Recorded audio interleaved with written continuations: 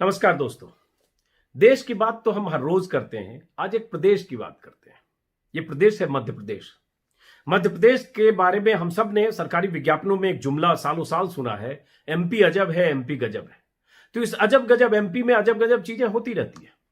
इन दिनों भी हो रहा है, पिछले 23 दिनों से हो रहा है। मध्य प्रदेश एक ऐसा प्रदेश है जहां 23 दिन से एक ऐसे मुख्यमंत्री सत्ता में विराजमान है कुर्सी पर, बल्कि आज 24 दिन हो गए, जिनकी कोई कैबिनेट नहीं है, जो कैबिनेट विहीन है। एक ऐसे मुख्यमंत्री विराजमान हैं जिनके स्वास्थ्य विभाग के 60 से ज्यादा अधिकारी खुद संक्रमित होकर घरों में क्वारंटीन है।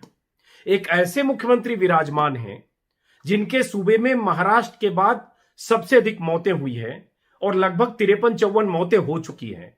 और एक ऐसे मुख्यमंत्री हैं जिनके सूबे में इंदौर जैसा एक हॉटस्पॉट है, जहां अकेले उस शहर में अब तक लगभग 40 मौतें हो चुकी हैं।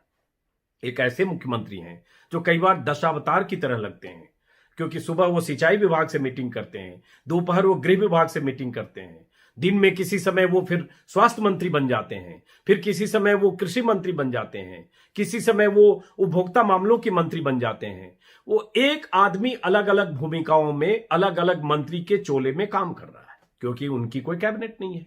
हर सरकार में 20, 25, 30 मंत्री होते हैं। यही शिवराज सिंह चौहान जब पहले सरकार में थे तो 30 मंत्री थे। इनके पहले जो कमलनाथ थे उनकी सरकार में 26 मंत्री थे। तो कमलनाथ की सरकार को बेदखल करके साम दाम दंड भेद जितने तरह के हथकंडे होते हैं, सारी तिकड़में लगाकर कमलनाथ की सरकार को बेदखल तो कर दिया, सत्ता भी हासिल कर ली। 23 तारीख को सत्ता पर काबिज भी हो गए, लेकिन 24 तारीख से देश में लॉकडाउन, और लॉकडाउन के बाद मुख्यमंत्री के तौर पर शिवराज सिंह की सरकार चले, या मुख्यमंत्री इकलौते निहत्थे मुख्यमंत्री की सरकार चले, 24 दिन हो गए, सरकार में कोई मंत्री ही नहीं है। अब जरा सोचिए, ऐसी स्थिति में जब देश इतने बड़े संकट से हो और उस संकट में उनका प्रदेश इतने बड़े संकट में हो, तो एक मुख्यमंत्री अकेला क्या करेगा। एक मुहावरा है, अकेला चना भाड़ नहीं फोड़ता। तो यहां तो अकेला चना है, अकेला मुख्यमंत्री है। मैं नहीं कह रहा हूं कि मुख्यमंत्री काम नहीं कर रहे होंगे, लेकिन वो दशावतार नहीं हो सकते। वो ऐसा नहीं हो सकता है कि सारे महकमों का काम वो जिम्मेदारी से ऐसे समय में करें जब देश और प्रदेश महामारी के संकट से जूझ रहा है, जिसमें उनका प्रदेश भी नंबर 2 है मौतों के मामले में। सवाल उठता है, ऐसा हो क्यों रहा है।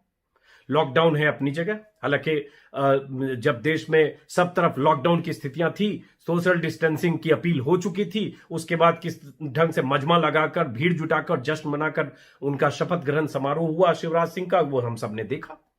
अब कहा यह जा रहा है कि वो इसलिए कैबिनेट नहीं बना पा रहे हैं क्योंकि ज्योतिरादित्य सिंधिया के समर्थन से उन्होंने सरकार बनाई, ज्योतिरादित्य सिंधिया ने कमलनाथ की सरकार गिराई, और ज्योतिरादित्य सिंधिया के 22 विधायक हैं जो आज शिवराज सिंह चौहान के साथ हैं, जिसमें से 8 मंत्री थे। उस 8 में से स्वास्थ्य मंत्री भी कमलनाथ की सरकार में ज्योतिरादित्य सिंधिया के करीबी थे, जो तुलसी जिनका नाम है। अब सवाल उठता है कि ये किसको मंत्री बनाए, किसको ना बनाए। इसको लेकर शिवराज सिंह आंतरिक संघर्ष कर रहे हैं, ऐसा वहां के कुछ पत्रकारों का कहना है। मैंने आज भोपाल में 3-4 पत्रकारों से बात की, समझने की कोशिश की आखिर हो क्या रहा है, क्यों कैबिनेट नहीं बन रहा है। ठीक है, उसके लिए मजमा नहीं जुटाए, लेकिन 4-5-6 जरूरी महकमे के मंत्रालय में मंत्री बनाए जा सकते हैं। एक सीमित छोटा मंत्रिमंडल हो, क्योंकि इस समय जरूरत है।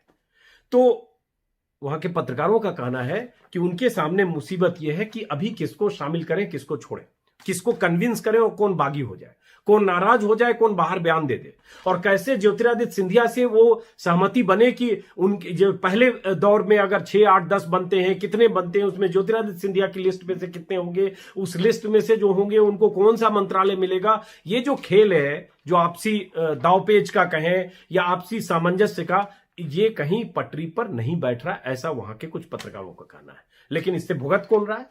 भुगत रहा है मध्य प्रदेश, क्योंकि मैं बार बार वही कह रहा हूं कि दशावतार तो शिवराज सिंह चौहान है नहीं कि वो कभी स्वास्थ्य मंत्री भी खुद ही बन जाएं, कभी सिंचाई मंत्री भी खुद ही बन जाएं, कभी गृह मंत्री भी खुद ही बन जाएं, कभी उपभोक्ता मामलों के मंत्री भी खुद ही बन जाएं। हर तरह की मंत्रालय को खुद ही कैसे संभाल सकता है एक आदमी, जब देश इतने बड़े संकट से है। और मध्य प्रदेश के 54 जिलों में से 24 जिलों में कोरोना का प्रकोप है, और इतना सीरियस प्रकोप है कि समझ लीजिए कि एक इंदौर शहर में अकेले 37 लोग मर गए।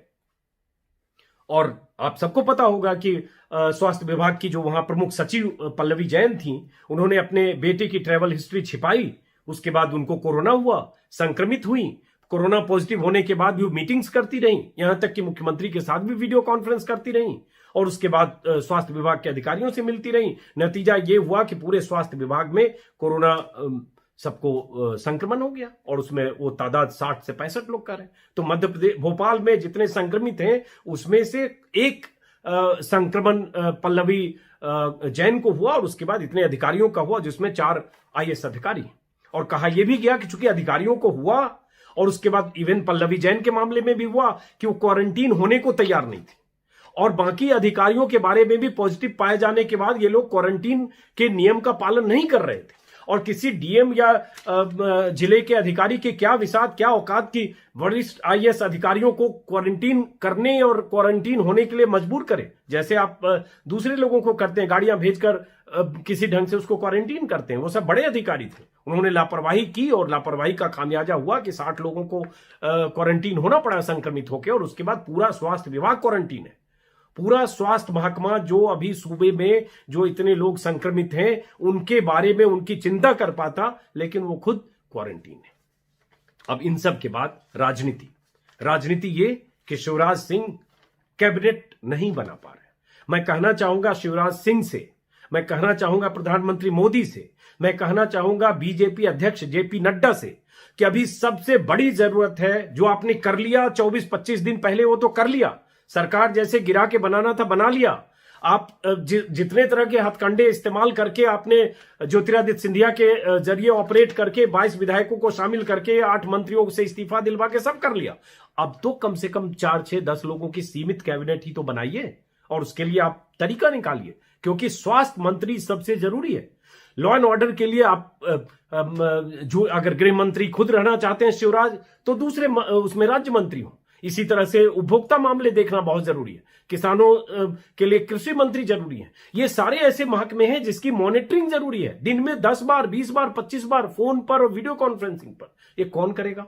अकेले शिवराज करेंगे क्या? किसी एक आदमी में कुवत है कि 54 जिलों वाले प्रदेश को वो इस कोरोना जैसे महामारी में जहां मिनट मिनट की मॉनिटरिंग जरूरी है, वहां एक आदमी पूरे 54 जिलों की देखभाल करे, सबको अवेयर, सबसे अपडेट लेता रहे, हर महकमे का हाल लेता रहे और उसके हिसाब से एक्शन प्लान बनाता रहे। हालांकि ट्विटर पर मैं देखता हूं, अभी भी मैं देख रहा था कि लगातार उनकी तरफ से सूचनाएं आती हैं और ये कर दिया, वो कर दिया, कृषि के लिए कर दिया, उसके लिए। इस बीच एक और चीज हुई, जब लगा कि कैबिनेट नहीं बन पा रही तो एक टास्क फोर्स बनाया गया। उस टास्क फोर्स में उसके संयोजक बने जो बीजेपी के प्रदेश अध्यक्ष हैं, उनको उनका संयोजक बनाया गया और उस टास्क फोर्स में बहुत सारे बीजेपी के नेता, विष्णुदत्त शर्मा जो हैं वो स्टेट प्रेसिडेंट है, वो संयोजक हैं, शिवराज सिंह चौहान उसमें है, सुहास भगत, गोपाल भार्गव, कैलाश विजयवर्गीय, आप जानते हैं राष्ट्रीय महासचिव इंदौर के हैं और इंदौर ही हॉटस्पॉट है, नरोत्तम मिश्रा, इनकी बहुत बड़ी भूमिका थी सरकार को गिराने और बनाने में, पूर्व मंत्री राकेश सिंह, सांसद, प्रदेश अध्यक्ष रहे राकेश सिंह, राजेंद्र शुक्ला, मीना सिंह, तुलसी सिलावट, यही स्वास्थ्य मंत्री तुलसी सिलावट ज्योतिरादित्य सिंधिया के करीबी हैं और यही स्वास्थ्य मंत्री कमलनाथ सरकार में थे, जगदीश देवड़ा, ये सारे लोग 11 लोगों की टास्क फोर्स। आप जरा सोचिए, इस टास्क फोर्स की कोई संवैधानिक मान्यता नहीं है।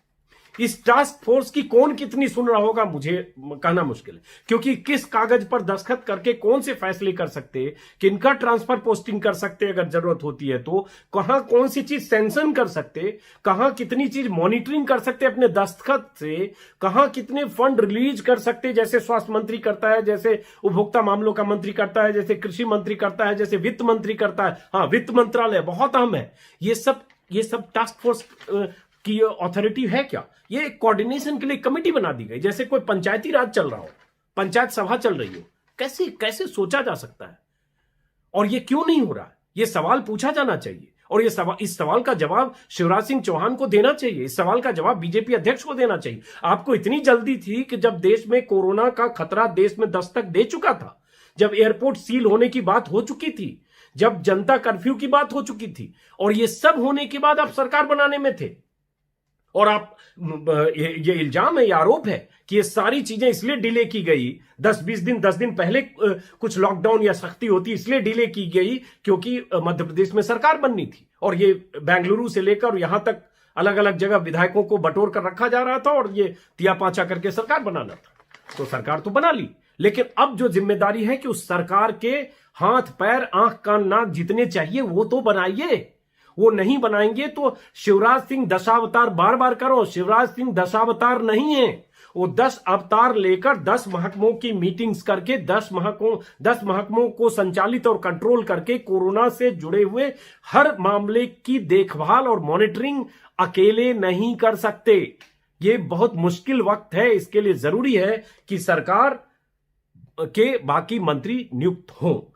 मैं ये कहते हुए एक और चीज सिर्फ इतनी कहूंगा कि जो लोग वहां भोपाल में, माफ करें गर्मी काफी है, ये बार बार तबलीगी जमात की कहानी आती है, हर मामले में तबलीगी जमात और उस बहाने एक धर्म विशेष, उसको समुदाय विशेष को टारगेट करने की मुहिम चलती है मीडिया में भी। तो भोपाल में जितने लोग ये कोरोना पॉजिटिव थे, इसमें से कोई ऑफिसर तबलीगी जमात मरकज की मीटिंग में नहीं आया था और ज्यादातर लोग उसी से जुड़े हैं, पल्लवी जैन के थ्रू जिन्हें कोरोना हुआ। तो इसको किसी और एंगल देने की बजाय हर सरकार की भूमिका है और आपकी भी भूमिका है। कहा जाता है कि जब भी बात होती है तो फिर वहां इंदौर में तबलीगी से इतने जुड़े, वहां इतने जुड़े, ये सब कहकर पिंड मत छुड़ाइए। उसकी बजाय जमीनी हकीकत क्या है, कैसे उसको कंट्रोल किया जा सकता है, कैसे आपके ऑफिसर और मंत्री नियुक्त हों, इसको देखने की जरूरत है। बात मैं अपनी खत्म करूं सिर्फ इतना कहते हुए कि इंदौर की स्थिति और मध्य प्रदेश की स्थिति चिंताजनक है।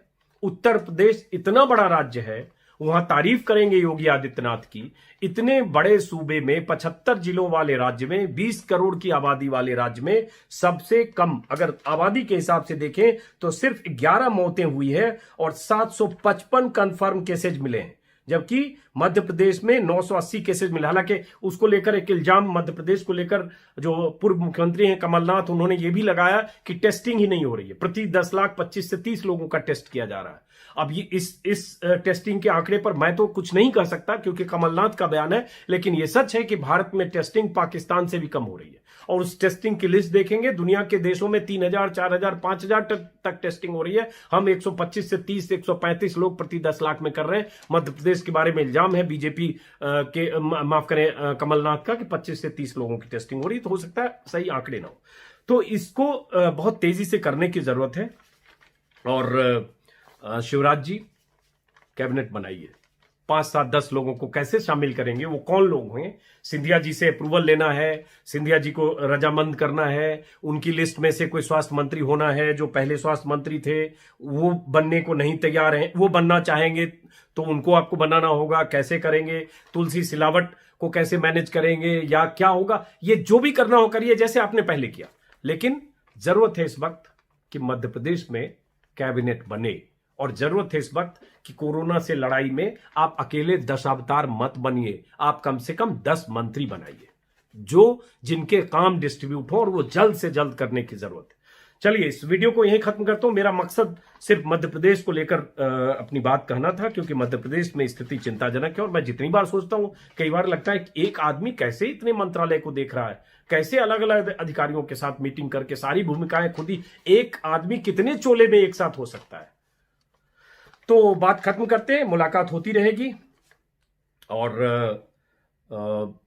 अलग अलग मुद्दों पर हम बात करते रहेंगे। सिर्फ आपसे इतना कहूंगा कि अगर आपको हमारी बात, हमसे संवाद अच्छा लगता है तो आप इस वीडियो को, इस YouTube चैनल को सब्सक्राइब करें ताकि हमारा हौसला बढ़े। अपने दोस्तों को शेयर करें। अगर इस दौर में जहां मीडिया में बहुत बड़ा तबका एक तरफा बात करता है, जैसे ये मध्य प्रदेश की इतनी बड़ी बात है, किसी मीडिया चैनल पर इस पर डिस्कशन, डिबेट, डिस्कोर्स होना चाहिए, दबाव बनना चाहिए बीजेपी के केंद्रीय नेताओं पर, केंद्रीय नेतृत्व पर। लेकिन इस पर कोई सवाल नहीं है। सवाल तबलीगी जमात पर है, सवाल मुरादाबाद पर है। मुरादाबाद में अगर कुछ लोगों ने पत्थरबाजी की, जघन्य अपराध किया, उनको सख्त सजा मिले और उनको एनएसए के तहत उन पर कार्रवाई की बात भी हुई है। लेकिन वही औरंगाबाद में, अगर बिहार में ऐसी घटना होती है जहां पुलिस अफसर घायल होता है, 2 पुलिस अधिकारी को पत्थरबाजी में, गांव वालों की पत्थरबाजी में चोटें लगती है, उस पर कोई बात नहीं होती है। तो ये जो बेईमानियां हो रही हैं, उन बेईमानियों के दौर में स्वतंत्र मीडिया डिजिटल प्लेटफॉर्म पर ऐसे प्लेटफॉर्म को आप सबका सहयोग चाहिए। इस सहयोग की आकांक्षा में नमस्कार, फिर मुलाकात।